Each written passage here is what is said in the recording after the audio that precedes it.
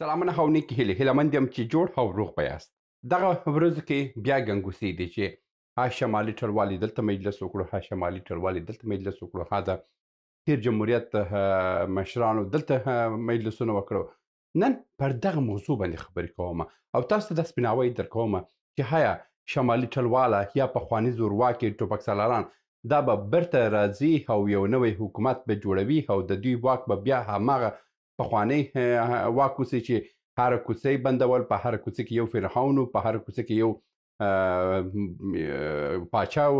نو نن پر دغه موضوع باندې خبرې کوم، تاسو ته یو څه سپیناوی درکوم. تر اضافي خبرې تېرېږو، زه پر موضوع باندې خبرې کوم. مخکې له دې چې زه پر موضوع باندې خبرې وکړم، تاسو ته د نیوټن یو قانون بیانوم. وایي هر عمل عکس العمل لري. نو هر عمل عکس العمل لري، مګر هغه عکس العمل هم باید په اندازه واوسي. داسې نه دی چې مثلا یو کاڼی دې خیر کړو په هوا باندې، د هغه ځای چې راځي مستقیمه په هماغه ځای باندې پښلي، یعنې په دغه سرعت چې تا د دې خوا ورکړی و د اخوا بیرته په همدغه سرعت باندې راځي. نو دا زیاتره چې دی دا په فیزیک کې راځي، دا په ساینس کې راځي، مګر د سیاست دغه قانون د نیوټن له چې دی دا بیا بل رقم تعریف شوی دی. په سیاست کې څه وایي؟ په سیاست کې وایي که غواړئ یو هیواد ونیسي، په کښې کې داسې یو بې سواده، په کښې کې داسې یو رهبران وټاکه چې هیڅ نه د ملت فکر ورسره اوسي، نه د ژوند فکر اوسي، نه علمیت ولري چې باید څه وکړي. ټوله بې سواده، ټوله جاهله، ټوله هغه غله او ډاکوان مقرره کړه چې بل ځل که ته ورباندې واره کوي هغه در باندې عکس العمل ښکاره نه کړي. نو په دا خاطر باندې چې کوم کسان چې په دغه تصویر کې ویني دا تش بوتلان دي، هیڅ په دې کې هیڅ هم نشته. یو هم په دې کې داسې تحصیل کړی کس نشته چې هغه وسې کړی د امریکا غوندې یو هیواد و، یو بیخي د امریکا څخه چې زموږ د همسایه هیوادونو په تقابل کې هم دا کسان نه دي. دا ټوله بې سواده، ټوله یو غله شبکه وه چې تیر جمهوریت یې ټوله تار ناتار کړلو. نو په دا خاطر باندې زیاتره خبرقدرتونه چې دي په سیاست کې همدغه لوبه کوي چې ځي یو هیواد حوله کې استعماروي او هغه فلجیه، اقتصادي فلجیه، منابع فلجیه، ټوله زیربناوې فلجوي. لکه کومه کیسه چې اوس په اوکراین کې روانه ده، دا 53 کاله مخکې دا په افغانستان کې روانه وه. دا په 1953 کال څخه دا جګړه او دا د زیربناو تباهي او د دې ملک د منځه وړلو پلان چې دی په 1953 کال کې شروع شوی دی او اوس 2000 دا دی څه کم څه باندې 70 کاله کېږي چې دا پلان شروع شوی دی او دا پلان روان دی. او د افغانستان خو ټوله حساسات یې له منځه ولاړه. اوس لکه اوکراین باندې، اوکراین یعنې دا زموږ د سترګو لیدلی حال دی. اوکراین هغه ملک چې د نړۍ لوړ صادرات یې د غنمو درلود، د نړۍ لوړ معدني صادرات یې درلوده، وروسته تر چیلي او ارجنټاین ډېر صادرات د لیتیم چې و هغه اوکراین درلودل. نو په دا خاطر باندې اوکراین یې واخیستل، ټوټې ټوټې کړو چې اوس هغه دی تقسیمېږي، نیمې روسي ځان ته واخیستل او نیمې هم امریکا ځان ته واخیستل او دوی دپاره هېڅ هم پاته نه دي. عین کار دا په افغانستان کې هم وسو. افغانستان هم د هر لحاظ که تاسو جنګلک وګورئ چې هغه وخت کې موټران پکښې کې جوړېدله، که تاسو ګلبهار وګورئ، ګلبهار په هغه وخت کې ټوکران یې جوړول چې د سیمې هېوادو ته ورلېږل کېدل، افغانستان ټولو ولایتونو ته لېږل کېدل. او که همدغه ډول راسې وګورئ تاسو کندهار نساجي وګورئ، په هغه کې داسې تار جوړېده چې یعنې ډېرترې اروپا ته صادرېدل. یعنې افغانستان د هغه وخت څخه دومره خودکفا و چې څه یعنې موږ یې پرتله نسو کولی. په هغه وخت کې موږ هغه کارګو تیاره درلودله، آریانا هغه کارګو تیاره درلوده چې حتی په سیمې کې نه روسدلو نه چیندلو. نو موږ هغه وخت کې دومره پرمختللي وو. اوس زموږ زیربنا ټوله ولاړه. او هغه کارګو چې اوس اوکراین درلودل، د هغه په پرتله موږ حدوداً 40 کاله مخکې هغه رقم کارګو درلودل او هغه کارګو یې موږ څخه واخیستل، تباه یې کړو، زموږ اقتصاد یې تباه کړو، زموږ زیربنا یې تباه کړه، هڅه یې تباه کړه. او پر ځای څوک راوړه؟ دا رقم ډاکوان، غله او بې سواده قتله یې راوړه، مقرره کړه. او دا قتله داسې قتله شوه چې هر څه یې امریکا ویل، دوی به نه شوی چې ځکه چې د دوی سره شی هم نه و. اوس پر دې باندې خبرې کوو چې هایا دغه قتله برته راتللی سي که نه. موږ په عام ډول باندې وایي کال چې حبات وي د پسرلي څخه یې معلومه ده. یعنې کال چې حبات اوسي هغه پسرلي کې هغه بارانونه، هغه سیندونه چې اوبېږي، هغه واورې چې په غرونو دي، هغه درختې چې راپورته سوي دي، دغه ټول نښانونه د حساسه موږ ته معلومیږي چې او دا کال حبات دی یا دا کال برباد دی. دا مثال خو ټولو ته واضح دی، انشاءالله چې ټولو ځوانان په دې باندې پوهېږي. اوس دا مثال راوړو پر دغه خلکو باندې تطبیق کوو. په دغه ورځ کې که تاسو فکر ووسئ د رباني هغه خبرې چې ویلو چې موږ د 302 کاله وروسته موږ د پښتنو څخه تاریخ داسې پاچاهي اخیستې ده او راسه نور د پښتنو نسل وژنه وکړو، پښتانه تباه کړو، دا کړو. دا خبرې انجینر کریم د حزب اسلامي څخه دا خبرې کړې دي او د هغه وروسته په دغه ورځ کې یو څو نورې خبرې هم راغله چې د رزاق مامون سره یو کس مرکه کوي. په هغه مرکې کې وایي زما په لاس باندې عبدالعلي مزاري وویلو چې ماته یعنې ماته ویلو چې ته ورځه مسعود ته وایه چې ته رئیس جمهور، زه صدر اعظم او دوستم یم داسه د دفاع وزیر، برا نور پښتانه موږ تار و مار کوو. یعنې د پښتنو سره یعنې مطلب دا خبرې چې په دغسې وخت کې راپورته کېږي دا خبرې بې حساسه نه دي، دا خبرې بې بنسټه نه دي.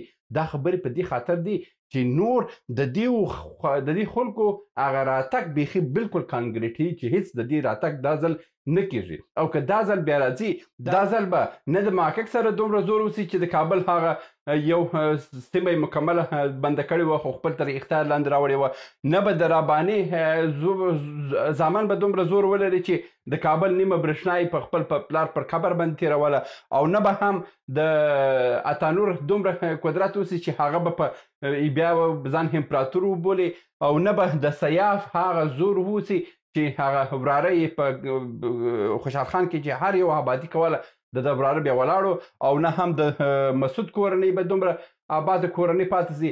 نور او که داسې دوستم په دوی کې مستثنا کېږي، ځکه چې دوستم په دغه ټولو کې که دوستم بې سواده هم دی، حتی زموږ تر اتمر هم دوستم په سیاسي او په فکري ډول باندې تر دې څو مراتب پوتره او هوښیارتره هم زه بولم، ځکه چې هغه سړی خپل د قوم دپاره په دغه نه علمیت باندې ګوره د ازبکستان سره خپل اړیکې ټینګې کړي وه، د قزاقستان او کرغزستان او ترکیې سره، آذربایجان سره، په دغه ټولو هېوادو سره خپل اړیکې ټینګ کړي او دوی په د دوستم په دغه 20 کلن دوران کې حدوداً 600 ډاکټرانې د ازبک قوم ته معرفي کړلو. یعنې د دوستم کوم کړنې چې کړي د خپل قوم ته هغه بیخي بالکل مستثنا دي او ډېر لوی خدمت یې کړی.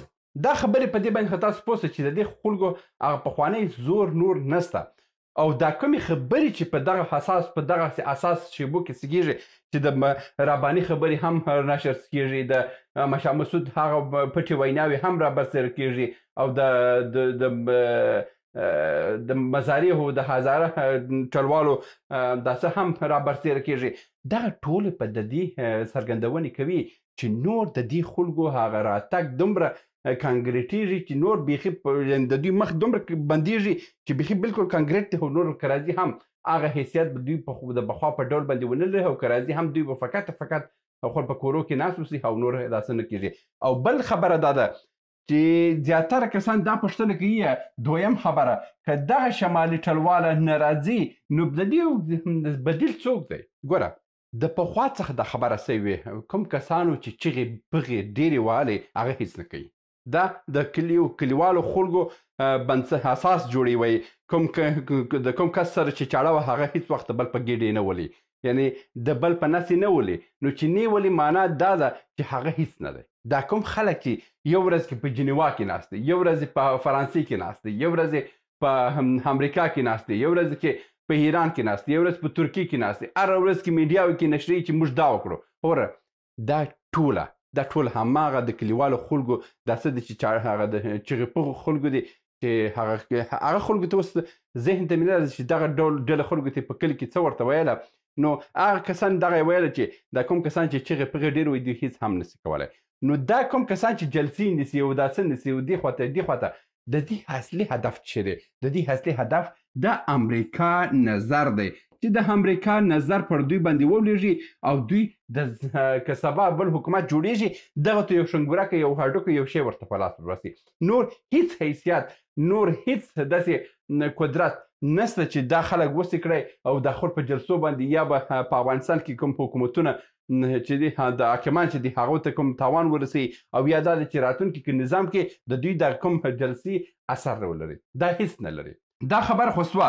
اوس اصلي خبره دا ده چې څوک به راځي، که دا خلک نه راځي، اتمار نه راځي، د راباني زوی نه راځي، د مسعود زوی نه راځي، څوک راځي؟ ګوره څو محدوده کسان دي چې اوس د پردې شاته په ډېر مخفیانه او ډېر چپ ډول باندې مجلسونه کوي. چې یو ښه مثال یې حکمت خلیل کرزی دی. د دوی جلسات ډېر روان دي او د هغه جلسات هم چې دي داسې نه دي چې ورځ کې خپل راغلو سي میډیا ته درېدلو سي چې یاره ما داسې جلسه وکړه زه به داسې کوم داسې کوم. هېڅ ټوله چپ کار کوي او د هغه سره ډېر لوی قطره هم شته. دا یو خبره ده.